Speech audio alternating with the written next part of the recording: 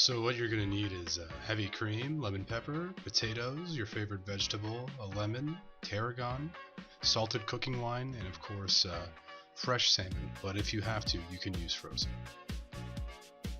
So the first step is you're going to want to put some water and get it ready to boil for the potatoes because they'll take the longest. So you want to put it on, start boiling it at high. So an extra step I like to take is seasoning the boiling water. I think it adds a little bit of subtle flavor to whatever you're cooking. So I added chipotle powder, garlic powder. I also added a little bit of touch of red pepper powder. Gotta have a little spice in there. And then I added some onion powder, and I finished it off with just a touch of cumin. Don't forget to add salt, of course, but you can add salt at the end as well. So don't go crazy. Now, with fingerling potatoes, I like to cut them lengthwise. It keeps their phallic silhouette intact for the cooking process. It also adds a better mouthfeel and texture. They're a little thinner. You don't have to bite through so much. You don't get that hot burst of that starch in your mouth as you bite into it because it's already been cut through. Really easy here, just don't cut your fingers off. If you do, you wash it off and keep going. Really simple potato cutting here. Anyone should know how to do this. It's very satisfying, I think, to just cut the potatoes. They're, the potatoes are delicious. They're very yummy. I like to eat them. They're good for everything. Every meal should have a starch, like a potato or rice. I usually go with potatoes, though. It's the way I grew up. As you can see, I'm very white. And white people, we love potatoes.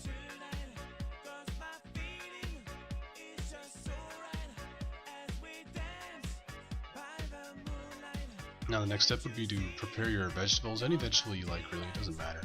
It's up to preference. My personal favorite vegetable of all time is probably zucchini for its flavor and its sweetness once it's caramelized, which I always go for. Now what you want to do with zucchini, the way I prepare it is to top and tail it and then slice it into sort of thick, long slices, and I saute them until they caramelize nicely. It has a beautiful flavor. They're very delicate and tender once they're cooked. But really, it's up to you. You could do cauliflower, roasted broccoli, or you could microwave some green beans in a steamer if you're really poor or something. I don't know. It's up to you. The vegetable is of your choice. This is your meal. You gotta make it have its own personality to it. Now, what I'm doing here is I'm just adding a little salt to the flesh of the zucchini just to get some of the moisture out before I cook it, because I find that it helps caramelize a little faster. It helps with the cooking, and pre-seasoned is pre-seasoned. You got the salt on there. It's what you want. So yeah, I just stick it in the fridge after this and let it rest. Now this step is fairly straightforward. I buy my whole salmons in sides and in bulk, so to speak. So I like to cut it into around 7-ounce portions, but it's up to you. You can usually just eyeball it if you don't know exactly what 7 ounces looks like. So I got about 4 nice portions of this nice fresh salmon from the Atlantic Ocean here caught by Canadian fisheries. So I made sure to treat it well, like it was caught well by very good fishermen from my home country here. So I cut it into 4 nice pieces right through the skin. You might want a sharper knife than I do here. It took me a little while to get through that little skin membrane there, but I got through it after all. And it came out beautifully, if I do say so myself. The beautiful cuts. And didn't scrape the flesh or anything like that. Went straight through. So as you can see, it's just lovely. Anyway, yeah, that's the next step. Very simple. Don't cut yourself, of course. Take it slow and treat the salmon with the respect it deserves. Now you can start getting ready the base of the sauce. So it's very simple here. I have salted cooking wine. You can find it at any grocery store in the oil and vinegar section. It's just denatured with salt. Very basic wine. This wine here is very dry, which I like because it adds a bit more acidity to the meal. It contrasts nicely with the light flesh of the salmon and the freshness of the tarragon. So I add about 2 cups here. It's going to have to reduce anyway, so don't worry about putting too much in. And then another rule of thumb is you don't have to worry about putting too much tarragon in either, because the more tarragon you add, the better it will be, so long as it's not like a paste and you can still, it's still liquid consistency. Just fucking send it, cooking is just about having fun, about having a lot of fun. So I just took this big old bag here and I decided, yeah, you know what? How much do I want in there? I'll eyeball it, and I just dumped a ton of it in. I don't even know how much it is. I want to say it's I don't know, 1/4 cup of tarragon maybe. Who knows? Tastes good though. It's just the right amount. Can't go wrong. Anyway, that's that. Turn on high until it boils, and then once it starts to boil, you want to simmer it down on low, medium low. Very easy. Very easy so far. Very easy all the way through. This very easy, lovely meal. Now, as you can see here, I'm having a cigarette. As this is a French-style meal, I decided to have a French-style time passer here. I think if you're going to eat French food between courses, you should always enjoy a nice cigarette because you know, it's the way the French intended their meals to be, and they're all designed around such flavors in the mouth. So in between courses, it's always best to have a cigarette because every meal was designed with this in mind. So just a little tip there. Not a lot of people know that about French cooking. It always makes it better. Alright, so see your potatoes are boiling, get a knife, stick it in there. If it goes through pretty easy, like, and you can just like cut it like that, like real simple, like, then it's ready to go. So you want to get a little colander and you want to just like dump them out. Fuck all that water. It's not worth keeping. So you get all the potatoes, you like let them out, you give them a good drain. You let them rest there for a while. Now it doesn't matter if you don't need to keep them hot because we're gonna refry them anyway before we serve it up. So the potatoes are now officially on their last step and ready to go. So congratulations, you're done the first part here, the start of the meal, 1/3 of the meal. Well, I guess 1/4 of the meal. 1/4 of the meal is done. Congratulations. So this is me. I went to the fridge and I found these salmons again. So I'm gonna do what I do best, and I'm gonna season them up real nice, just perfectly actually. If I do say so myself, after having just eaten this and recording this audio now, I realized how delicious and perfect the seasoning was. So what I did here was I got a little bit of lemon pepper. I wanted to get sumac, but sumac is sold out everywhere it seems, so I couldn't get any. So I got lemon pepper here.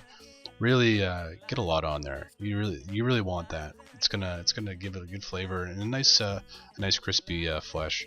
So I added lemon pepper. I also added a bit of turmeric, just because I felt like it. Didn't really know why. Not really something I would put on fish normally, but didn't have sumac, so I'm like, what's crazy like sumac? So I'll put some turmeric on there. I put some turmeric on there. Really nice, good for your body, I think. So, there's my dog. In here, this video here, I think I give my dog a nice potato. Yes, that's my good dog. That's Lulu, one of my 2 dogs. So yeah, I put some turmeric on here, and then I put some salt, of course, and that's all you need to do really for the seasoning here. Keep it simple, keep it light. You don't want to put anything too crazy on there, you know, take away from the flavor of the fish, just things that would complement it, and that's that.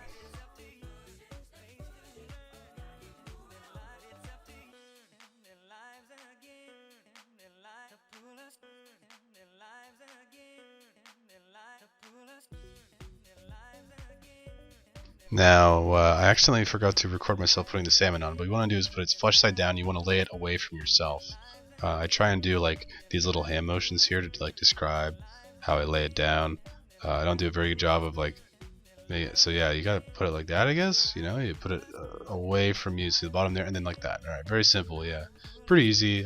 Don't burn yourself. This is really hot oil. What you want is like a really high smoke oil, like avocado oil, vegetable oil. And you want it to be fucking hot. You want it to be shimmering. You want to, if you put a drop of water in there, you want it to start spitting. So you put the 2 pieces of salmon there, flesh side down. Wait till they get a good sear.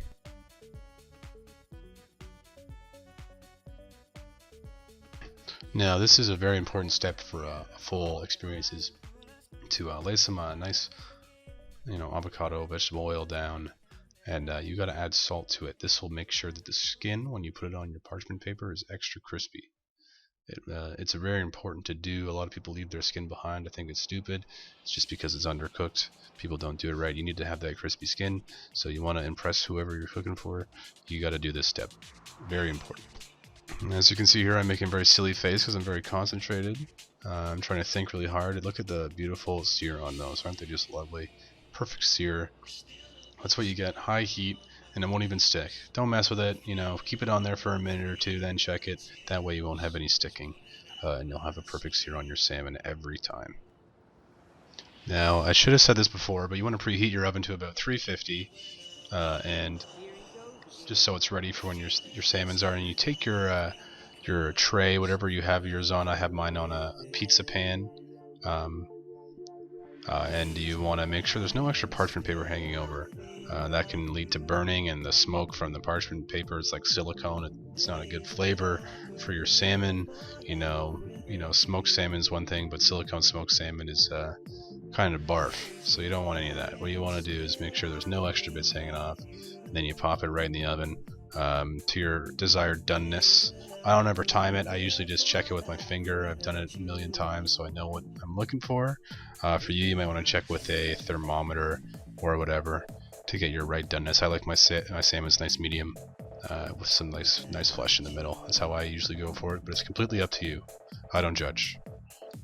Now here we're coming up right at the end of the process of cooking this. You want to get 2 pans going. I usually go with one for my veg and one for my potatoes. I'm having trouble finding some things here. I'm kind of an absent-minded individual, so here I got some butter. I'd say I put about three tablespoons of butter. I like a lot of butter, so I put a lot of butter in for the potatoes. You got to have it with potatoes. Honestly, if you're not frying your potatoes in butter, you're fucking it up. So yeah, put your butter in, get it nice and melty. Add some vegetable oil to the other pan. I went with extra virgin olive oil for my vegetables. So you add those and let them heat up. Very simple. Now my oil is nice and hot. I have my vegetables here. I put them the flesh side down where the salt was to get that moisture out first. You got to be very careful here because my oil was very hot. It's very splashy since all the moisture got soaked up by the salt. So as soon as it touches that oil, it's going to start going off. As you can see, it's confying in this nice olive oil here, and it will come out amazing every time. I guarantee it. Zucchini is an amazing vegetable. Now I'm make sure this butter is melted, getting it ready for the potatoes. Now, as my butter melts, I add my sauce reduction into a deli here just to save some of it for later. I'm going to add it back into the pan depending on how much I want to use for this. I ended up using too much, but it's good to have it for later. This stuff lasts about a week in the fridge, so if you ever want to make this meal again so you made extras, this is the perfect way to do it. Here's me just putting some of my potatoes down. You want to put the cut side down. You don't want the flesh in there. You don't want the skin down first. Flesh first, and just cook it till it's crisp. Now, once your potatoes are done, I set them aside just to save room on my cooktop because my 2 good burners are at the front. I'm going to add my sauce reduction back into it. Some of it, not all of it, just a little bit, just enough. You want to get some of that tarragon leaf in there too. And then you just add a little bit of cream. By a little bit, I mean about equal part cream to sauce reduction. You want this to be real creamy, and you want to give it a good whip because this is 35%, so it's going to be pretty heavy. You want to get some air bubbles in there, lighten it up a bit. Now this is the part you've been waiting for, the moment of truth where you finally get to eat your delicious meal. As you can see, those potatoes are perfectly crisp on the flesh side, beautifully seasoned as well. You want to lay those on the bottom, the base of your meal, so to speak. Every starch should start at the bottom, and then you work your way up from there. Because the starch will tend to soak up all the sauce, which is very important. Veggie won't soak up much sauce, but the starch will. So, potatoes down on the bottom. You want the flesh side down as well, so you get these nice ridged potatoes here. They're very beautiful, and you want to make sure they're seen. So now you lay your veg on top, however you like. It depends on what you're doing. If it's a nice long veg like this, I'd like to leave it laid over top. If it's broccoli, cauliflower, I like to maybe leave it at 3 o'clock, just so it peeks out from underneath the protein. But you don't have to worry about that with these nice zucchinis. Next, of course, is the very important centerpiece here. My favorite part, a beautifully medium rare salmon. I put mine right on top there, the star of the show.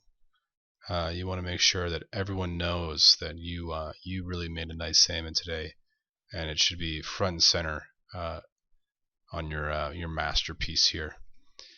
Now, after you put down the salmon, you layer over some nice sauce. You really want to put a lot of sauce on there because the potatoes are going to soak it up. It's got this beautiful acidity to it that's going to pair very well with that light fish flesh.